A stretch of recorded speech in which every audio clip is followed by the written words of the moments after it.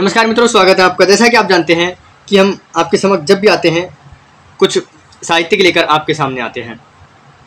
तो मित्रों, इसी श्रृंखला में हम आपके समक्ष प्रस्तुत हैं हमारी पिछली चल रही श्रृंखला हिंदी साहित्य का इतिहास में, जो कि रचित है श्रीमान रामचंद्र जी शुक्ल द्वारा। मित्रों, हम पढ़ रहे थे भक्तिकाल और भक्तिकाल में प्रकरण 2 निर्गुण धारा ज्ञानाश्रयी, जिसका नाम है। ज्ञानाश्रयी शाखा में हमने अनेक संतों को पढ़ा। इस शाखा को हम संत काव्य धारा भी कहते हैं। तो संतों में हमने कबीरदास पढ़ा, धर्मदास पढ़ा, रैदास पढ़ा, रैदास जी के बाद में दादू दयाल जी को पढ़ा, गुरु नानक देव जी को पढ़ा। अब हम आज पढ़ेंगे, हमारे आज के संत हैं सुंदरदास। मित्रों, ये सुंदरदास जी भी राजस्थान के प्रमुख संतों में गिने जाते हैं। तो हमने 4 या 5 संत पढ़े हैं, जिन्होंने से सबका कनेक्शन कम से कम राजस्थान से रहा है। और मुख्यतः राजस्थान में जो ज़्यादा है वो है दादू और ये सुंदरदास, और जब भी आएंगे तो वो भी राजस्थान के ही आएंगे। देखिए क्या लिखा है सुंदरदास जी के बारे में।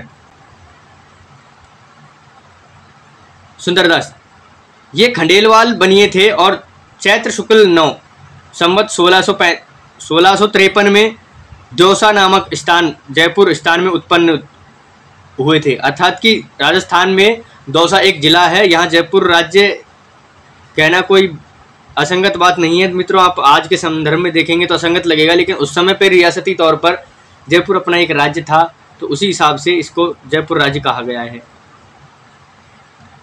दौसा नामक स्थान पर उत्पन्न हुए थे। इनके पिता का नाम परमानंद और माता का नाम सती था।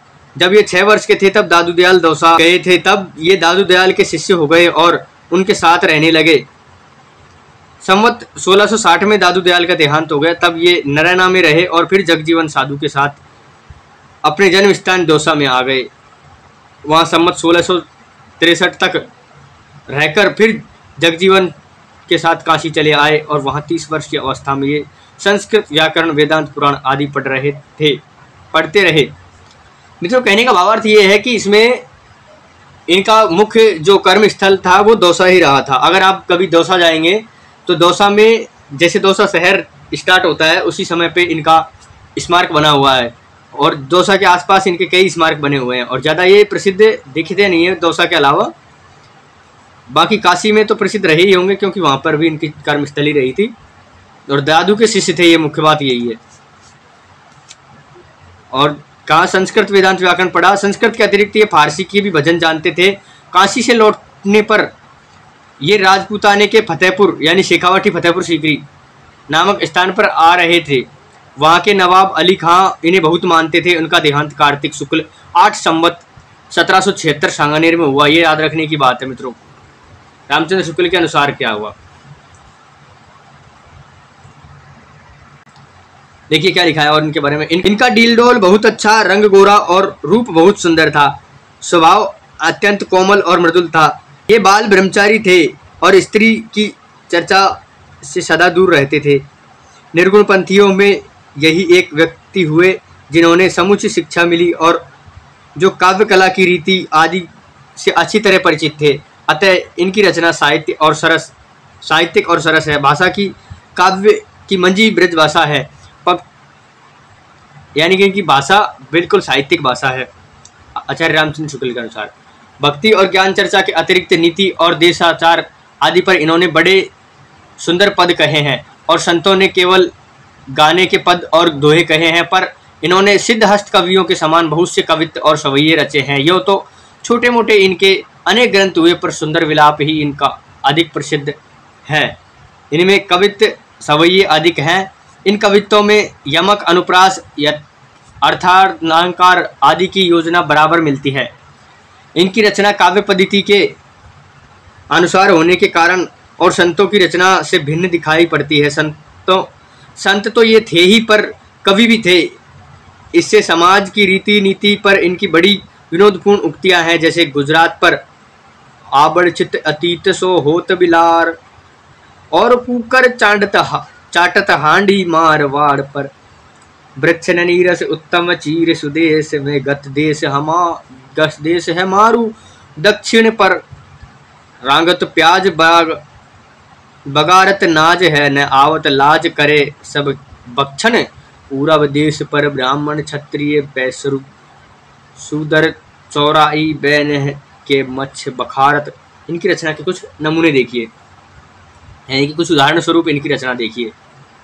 गेह तजो अरु नेह तजो पुनि खे लगाई के देह संवारी, में सरे सिर शीत सहे तन, धूप समय जो पंचानगिरी बारी, भूख सही रही सूखे तरी पर सुंदर दास सबे दुख भारी, दासन छोड़ी वे कारण ऊपर आसन मरियो ते आसन मारी।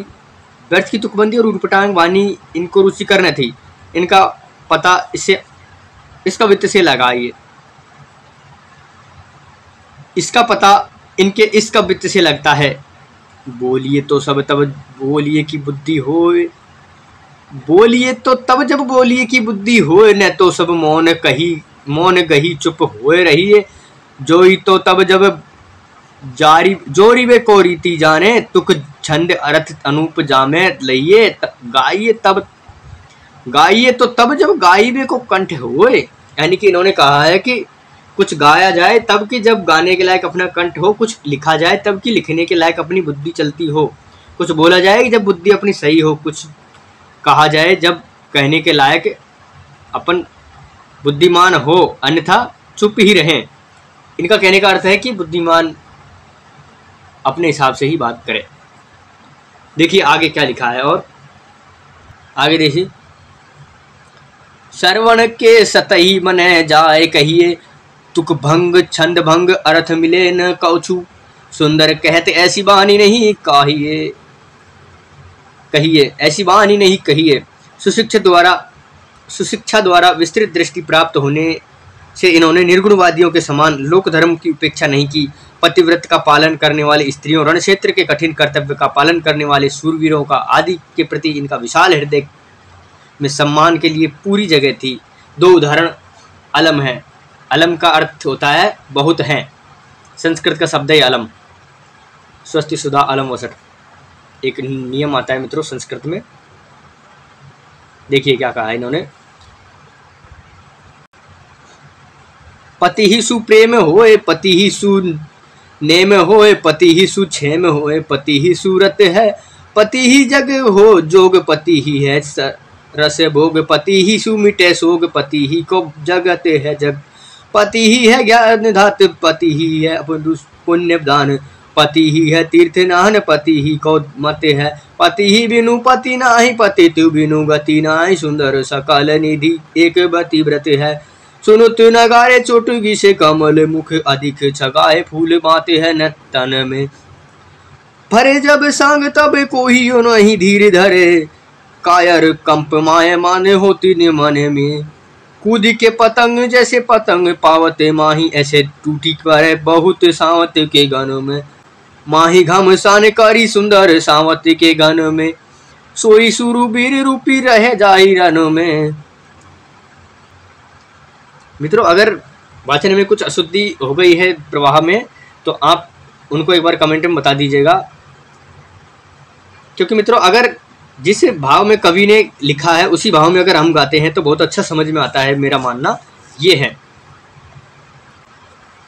और मैं यही कोशिश करता हूं कि जिस भाव में कवि ने लाइन कही हो उसी भाव में आपके समक्ष वो लाइन आए। इसी प्रकार इन्होंने जो दृष्टि तत्व आदि कहे हैं वे औरों के समान मनमाने और उटपटांग नहीं है, शास्त्रों के अनुकूल है। उदाहरण के लिए नीचे दिए गए पद लीजिए। और ब्रह्मा के आगे और सब क्रम साखी के अनुकूल है।